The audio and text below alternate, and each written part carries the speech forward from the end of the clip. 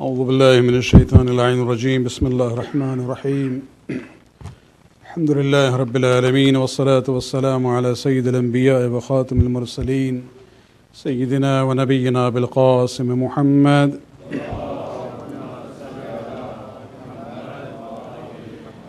وعلى أهل بيته الطيبين الطاهرين المعصومين واللعنة الدائمة الباقية على أعدائهم من الآن إلى قيام يوم الدين. أما بعد بسم الله الرحمن الرحيم ألف لام ميم ذلك الكتاب لا ريب فيه هدى للمتقين. We have been looking at a brief review of Surah Rahman. This is a surah where Allah subhanahu wa ta'ala begins with the name Ar-Rahman, reflecting His comprehensive mercy over the universe.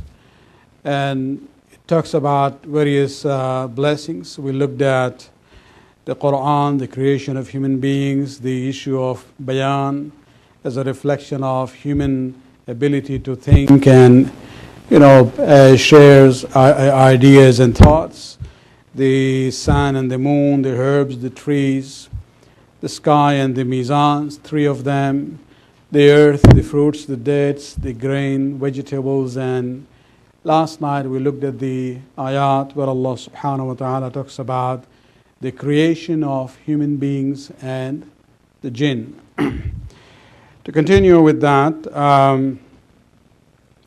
when Allah subhanahu wa ta'ala talked about the sun and the moon, and then of course He talked about the sama and the arz. Everything is connected to one another.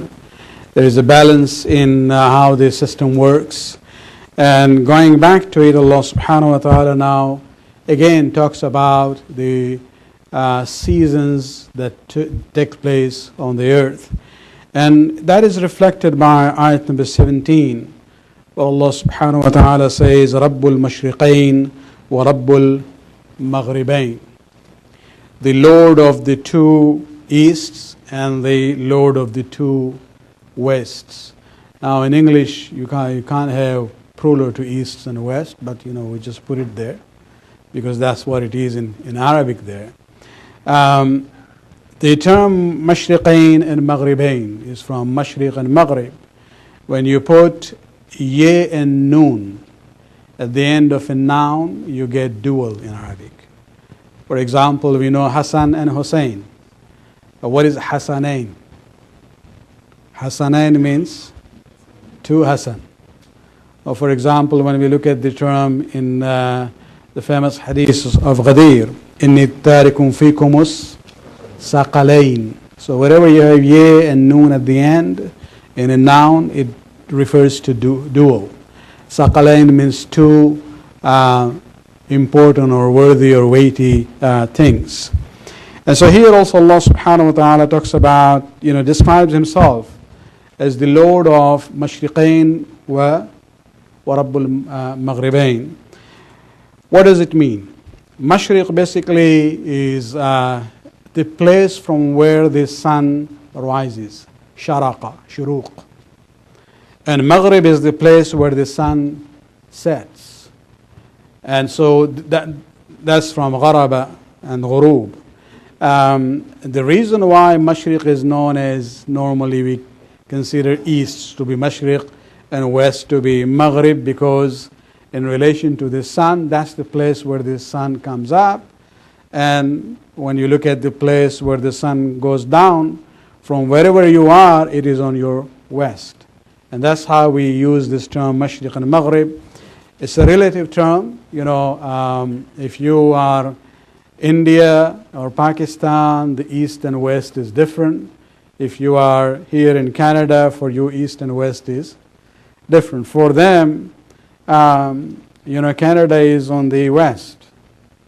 And when we sit down here, for us the west is, Japan. Whereas in English they would say it's, in our books they write Far East. Or when they say Middle East. These are all relative terms. And so this is where we see in Quran Allah subhanahu wa ta'ala uses the term Rabb for Himself here, because this is a surah which talks about His Rahmaniyat and His mercy. So So look at these three words: mashriq, mashriqain, and mashariq. Mashriq is singular, mashriqain is dual, and mashariq is the plural. Then you have maghrib, maghribain. You know, why do we call maghrib and isha maghribain? Because it's two things which we combine, or zuhrain, again is the same grammar method used. And magharib is the plural. Now Allah subhanahu wa ta'ala has talked about this in three different ayat of Quran, and even during the days of Amir al-Mu'minin Ali ibn Abi Talib alayhi salatu wasalam,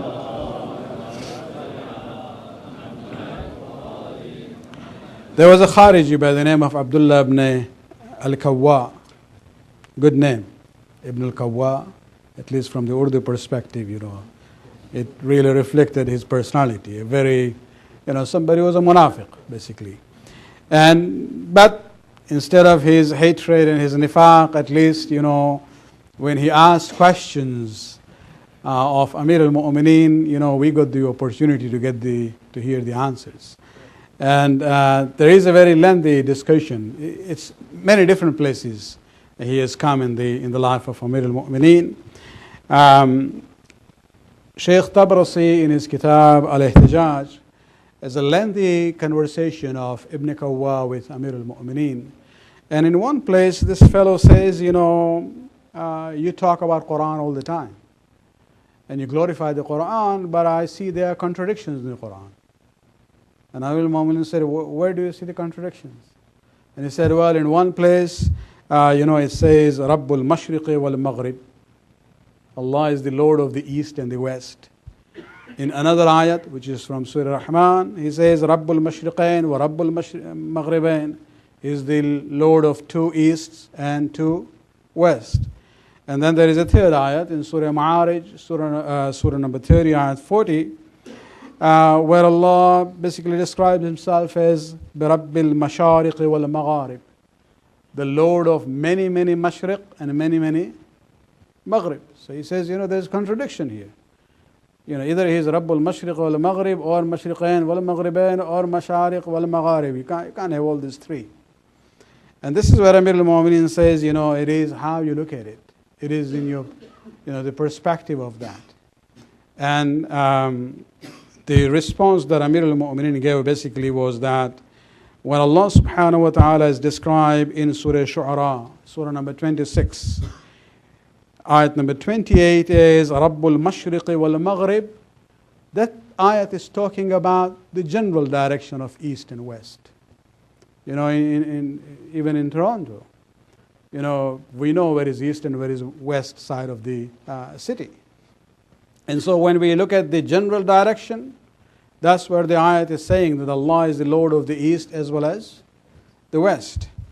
Then Amir al-Mu'mineen says, Amma qawluhu Rabbul Mashriqain wa Rabbul Maghribain, referring to this ayat, which is in Surah Rahman. Amir al-Mu'mineen says, فَإِنَّ مَشْرِقُ الشِّتَاءِ عَلَى حَدِّ وَمَشْرِقُ الصَّيْفِ عَلَى حَدِّ. That if you look at the extreme points from where the sun rises, you know, and sets, you will see that there are two extreme points in the summer and the winter.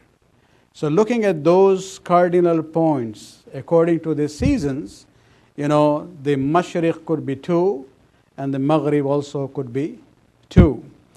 And then Amir al-Mu'mineen says, Amma qawluhu Rabbul Mashariq wal Magharib, you know, East and West, the Lord of the East and West of many, many Mashriq and many, many Maghrib. This refers to the Mashriq and the Maghrib of every day. Scientifically, if you sit down, there are some, you know, computer programs also which can give you a true stimulation of the sunrise or sunset of your own city.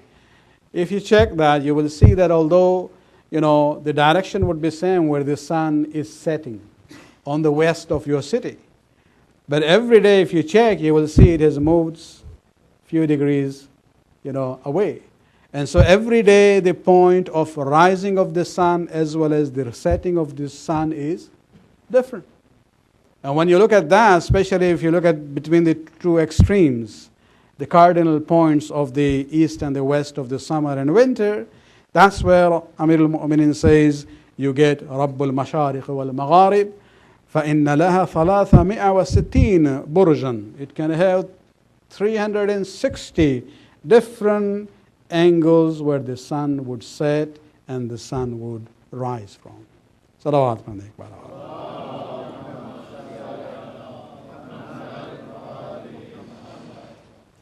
This is the greatness of Amir al-Mu'mineen. You know, sometimes we hear from Muslims to say, yeah, he was a very good person, a very learned person.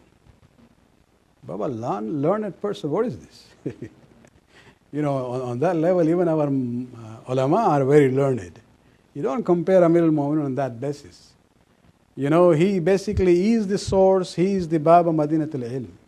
Any question you ask him, he doesn't have to go and say, okay, I'll research and look into it and then get back to you. Or you will never heard. No one has ever heard from Amir al-Mu'mineen la a'lam, that I don't know. Although he says, do not be ashamed to say, I don't know if you don't know. If somebody asks you a question and you don't know the answer, just say, I don't know. At least you will have the motivation to go and learn. But Amir al-Mu'minin himself, he never ever said, I don't know. And this is where we see once the second Khalifa asked him. You know, and that's also an interesting conversation where he says, you know, that how come whenever people ask you things, you just respond right away? And Amir al-Mu'minin says, how many fingers you have? He said, 5. The Imam said, well, you didn't think about it. You just said 5. He said, well, this is very obvious. But Amir al-Mu'minin said, for me, everything else is obvious. The way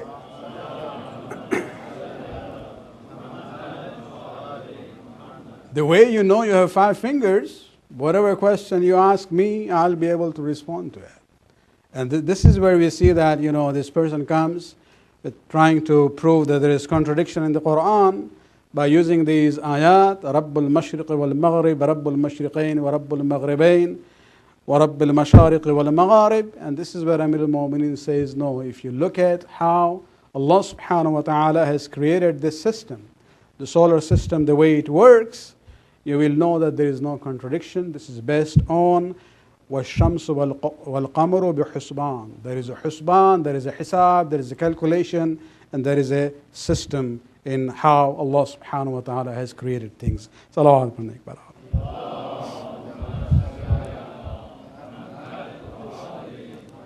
This has very much to do with the issue of, you know, Mashriqain wal Maghribain, even to the, you know, seasons that we get in a year.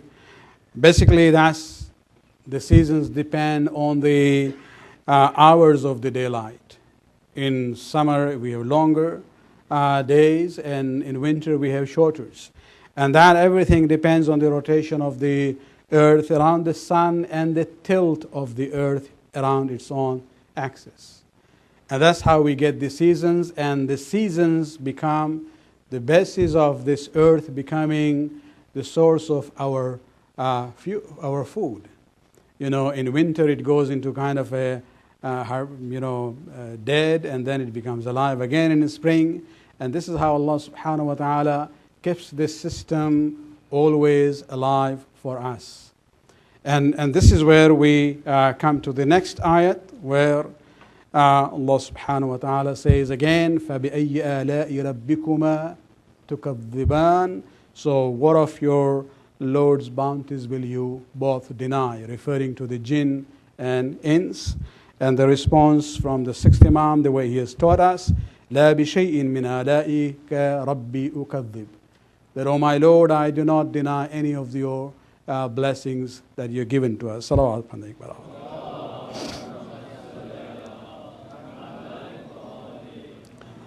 I would like to go back to the point of reflection I had yesterday. When we looked at the ayats dealing with the creation of the human being and the jinn, that Allah subhanahu wa ta'ala says that we have created the human beings from the earth and we have created the jinn from the fire. And the point was about learning the lesson of humility. Our origin is from khak. We are khaki, we are earthly beings, and the jinn, they have been created from the fire. And these issues should not become the basis of superiority of one over the other. You know, if you look at the concept of takabbur, as I said yesterday, shaitan is the example of the first sin that we see in the history of divine revelation. And the basis of that sin was this takabbur, the sense that ana khayrun minhu, that oh Allah, why should I do sajda to Adam? I am better than him. You know, khalaqtuhu min teen, you created him from the earth, and you created me from the fire. The fire is superior to the earth. And this is where we have to realize that, you know, the importance of a human being is not in the physical structure of a person. It doesn't matter whether we are, created from the earth or the fire, the way Iblis was created, the jinn. No, it doesn't matter whether we are white or black. You know, we are Arab or Ajam. It doesn't matter whether we are Easterner or Westerners. It doesn't matter whether Sayyid or Sheikh or Khoja or non-Khoja. All these differences that we see is not the basis of any fadilat.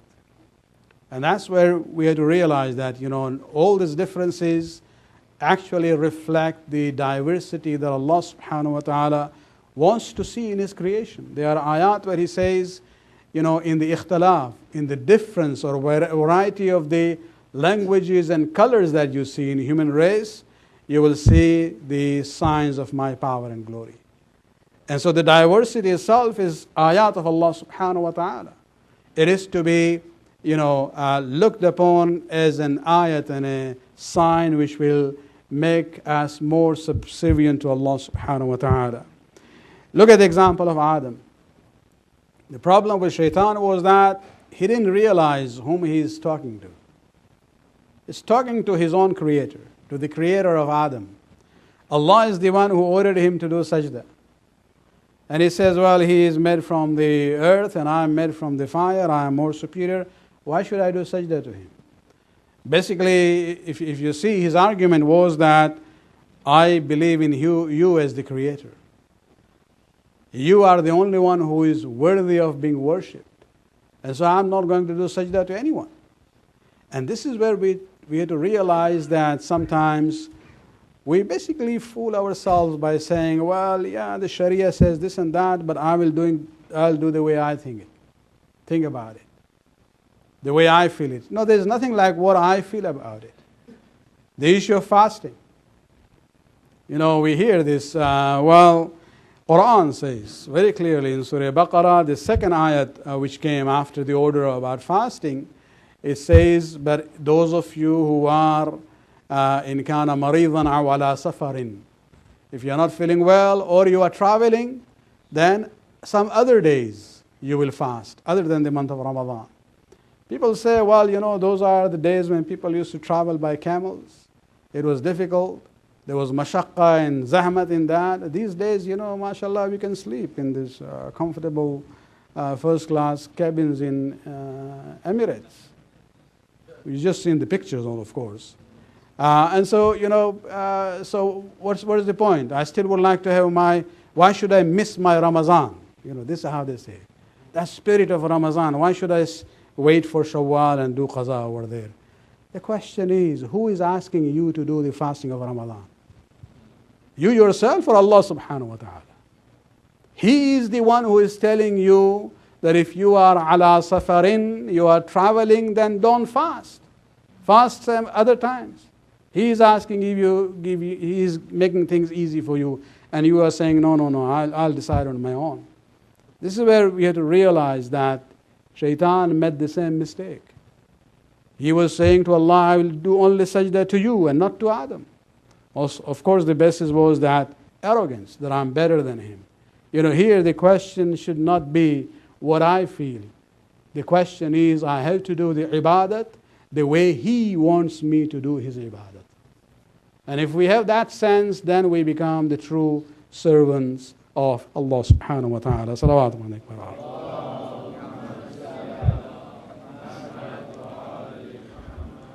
Just, it's important even to reflect to the origin of our creation from earth, from teen or turab.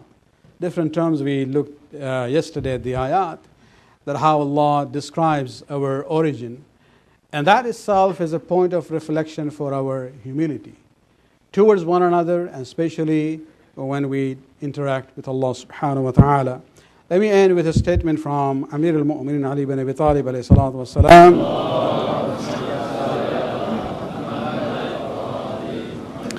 Very beautiful, and again, this is Ali's. Only he can do this.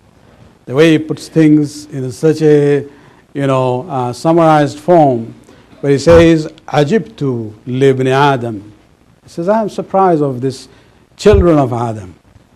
أوله نطفة وآخره جيفة وهو قائم بينهما وعاء للغائط." He says, "I am surprised at this human being. His beginning is this sperm drop. There is a nutfa, nothing else. At the end, he is a jifa, a dead body, a corpse. And in between those points, what is he? He is a carrier of waste. وعاء للغائط. غائط is the waste. He is carrier of the waste. ثم يتكبر. And then still he is arrogant. Look at your origin, look at your end. And if you want to really think more about it, when he uses this term, nutfa, that is an element of najasat, ayn najis. Murda, the dead body again, even if they are your own father.